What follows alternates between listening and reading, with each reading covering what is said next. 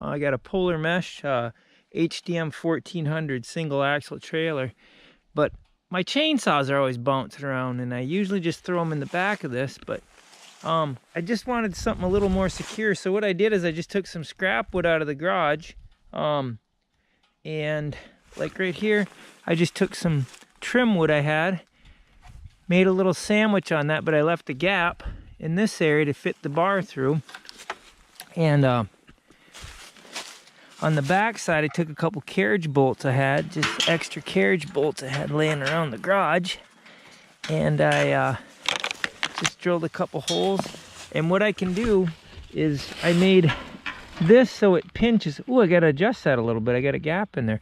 But this sits on this, and this sits on the bottom of this. It's supposed to. I'm gonna have to rescrew that.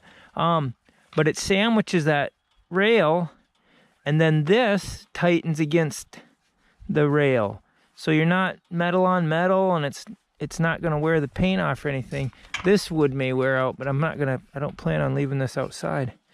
Now the paint is just paint I had laying around. I wasn't trying to be futuristic or high tech or anything, but how I designed this was I made it so that the dogs sit on the outside of that, so it kind of cuts into that wood a little bit, but the saw sits up, and that way it doesn't bounce around. Like that metal's not gonna hit the mesh and the rail down here.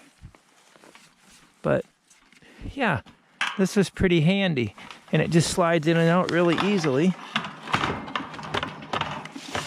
and it doesn't bounce around a whole lot. Now I can secure that with the bungee strap if I want, but the weight itself kind of holds it in there. And I also designed it so that the power head is pushing straight down on the rails here, so it's not bending back and not causing a problem that way. But I just wanted to share that with you. We got a little bit of work to do. I'm gonna clear a path through here so I can get the four-wheeler through, and I got wood to haul out of there. Got a big old beech tree over here to get working on.